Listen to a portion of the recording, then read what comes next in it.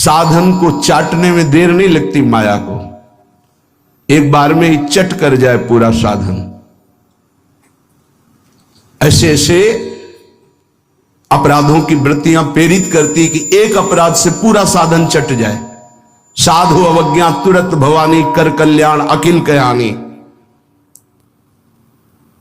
परम चतुर नटनागर आश्रयदाता अंदर से युक्ति प्रदान करते हैं, बच, इस युक्ति से बच। उन्हीं की माया है तो वही चाल जानते हैं बचाने की, इसीलिए कहते हैं मामेव ये प्रपद्यन्ते, केवल मेरी शरण में हो जाओ। माया तो इतनी प्रचंड है कि भगवान को भी भगवान मानने के लिए तुम्हारे हृदय में स्थान नहीं रखेगी, स्थान ही नहीं रखेगी, इतनी मलिन वृत्ति कर देगी, तभी तो दुर्गति कराती है। अगर थोड़ा भी भगवान का आश्रय है, भगवान उसे बचाते हैं, इस माया के तूफान से उसे बचा लेते हैं।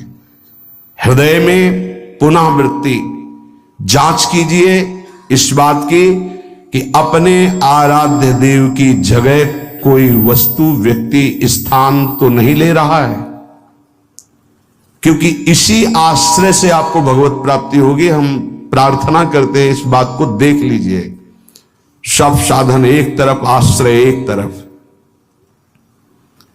भगवान आश्रय को देखते हैं, वो हृदय से होता है। अगर बाहरी चूक हो रही तो मेरे प्रभु बड़े कृपा निधान हैं।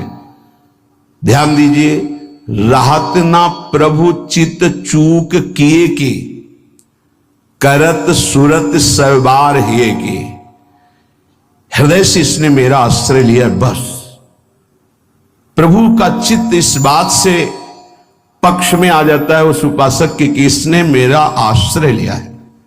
राहत न चित्त प्रभु चूक किए की, चूक हो गई, गलती हो गई, प्रभु बिल्कुल क्षमा कर देते हैं उसको, क्योंकि आश्रित है, मेरी दुरंत माया है, जानते हैं, क्षमा कर देते हैं।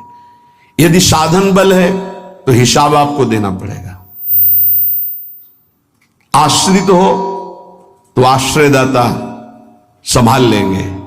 बड़ा सूक्ष्म विषय आश्रय का है, भागवत में इसका वर्णन है।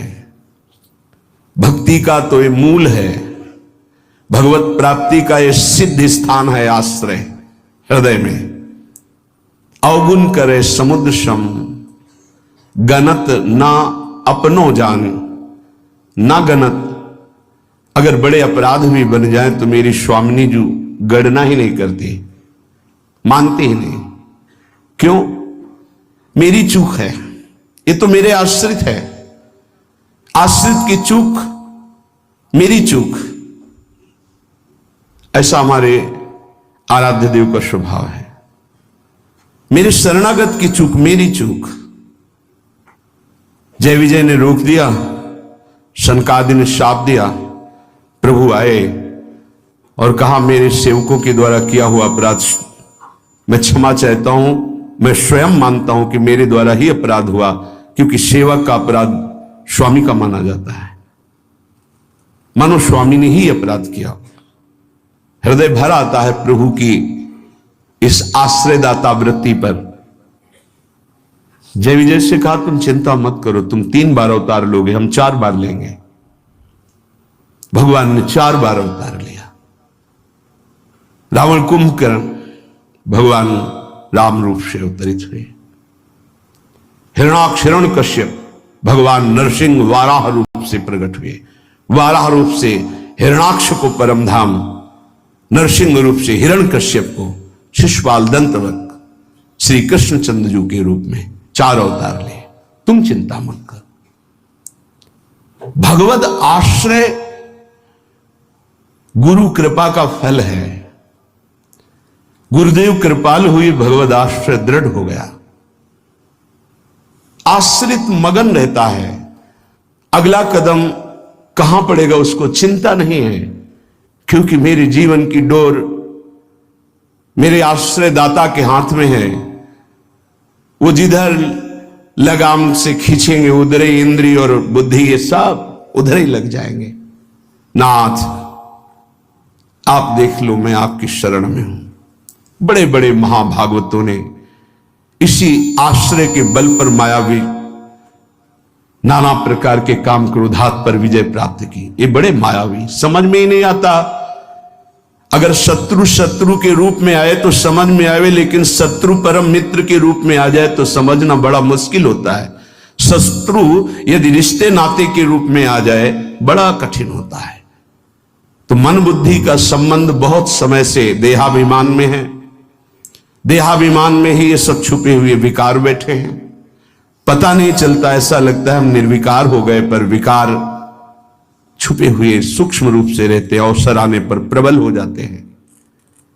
इसलिए उपासक आश्रय, देवर्षि नारद को प्रचंड माया का भगवान से प्रेरित होकर आक्रमण करना, मोहित हो जाना, बिल्कुल तन्मय हो जाना, पूरा प्रसंग में ध्यान से सूक्ष्मता से देखिए। वो कह रहे इस समय कोई साधन भजन नहीं होगा, बस मुझे ब्याह करना है। लेकिन उस समय भी आश्रयदाता की स्मृति नहीं गई। ये आश्रय जोर का होता है। विचार किया कि मेरा हितैषी कौन, बोले हरि। ये महाभागवत की स्थिति को बार बार प्रणाम है